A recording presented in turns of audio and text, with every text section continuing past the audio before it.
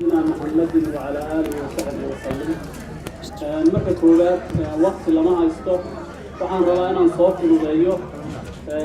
dhammaan bulshada halkan fadhida inta noo timid oo martida ah iyo inta joogtayo waxaan ku salaamayaa salaamta islaamka assalaamu calaykum waraxmatullaahi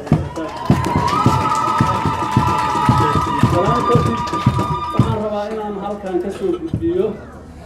tix gabay ah oo la yidhaah magaciisa oon tire oo Soomaaliyeed oonan gaar ugu leexanayn degmo iyo dad khaasa midna laakiin waana Soomaaliyeed aan rabaa inaan xoogaa ka taabto waana oon tire ugu dheeryahay laakiin waana tabtari doonaa insha Allah ummadda oo mari haddii awrku biyo keeno ubadkii ay khiyaar qubo dhaqsay wada istaagaan alif kalo murtida gabayga waa lagu arooshaa aafada naxliga in xun baa laga ilaashaa afxumada isaayada leh baa laga ifdheeyaa murti edebsan oo erey naxwiyo wada iftiimaysa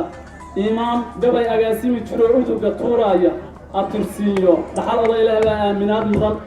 aamuska qaruunka kaahelo ululiga arliga qayliya ayo weyn male ilaahay ku untana marnaba eed lagama galo aayadaha qur-aanka iyo sharciga aragti loo daa amiinkii islaamkaba dhammaan aabba u ahaa udgoonow rasuulkiina wuu amar sarreeya sala allahu calayhi wasalam adigoo intaa arag haddaad eraya sii dayso qubur kama duwan abuuradii ay cillaa bixi haddii aan ujeeddada naxwaha oogga ka caddeeyo oraah waana lagu dheehayoo lama ilaawaana oon tire aqoon garasho dheer aayar iga hooya ummadweynka Soomaaliyeed erayadan qaad amuuraha ilaah baa sahleeya xashow diida islaamkii ikhwaankabo si dhawa wada ilaaleeya oo wada aruuriya dhammaan eheladiinoo dhan odaygii awoowaha u daa arag siduu gaaro imaam ka dhigo kii cilmiga aaminaad badan aabbihii iyo hooyadu il caro yayna kuu eegin aqalkaaga gudihiisa deeqeyle ka aloosmin ubadkiiyo haweenkaaga iyo eedab xumaan taaban anshaxooda diinkii islaam aabba uga yeer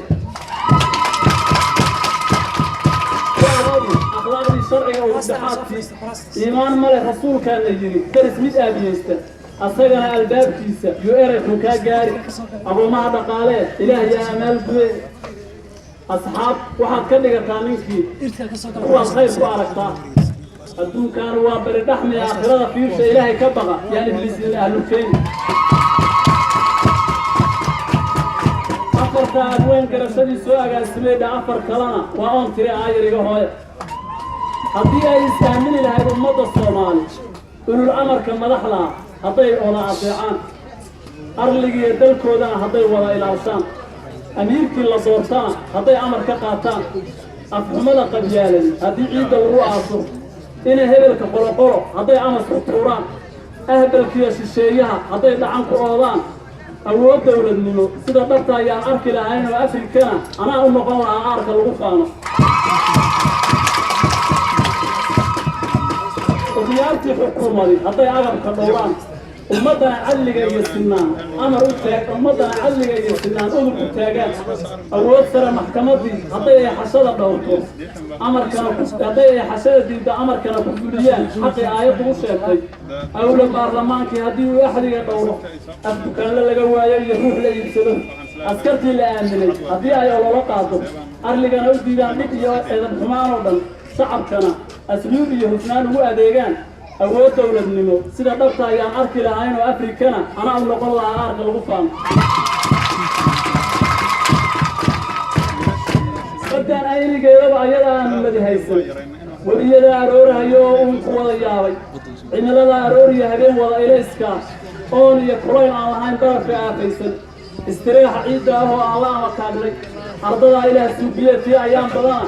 abuurkii gashada yaa ishtara aayar noo seexda uluf dahabka badan baa ku jira oo ku wada aasan agagaarka oo idin macdan yaa afkaa joogta dhirta wada iftiimaysa oo ubuxu laalaada ilaah baa ku mahadsana khayrka agaha noo yaalla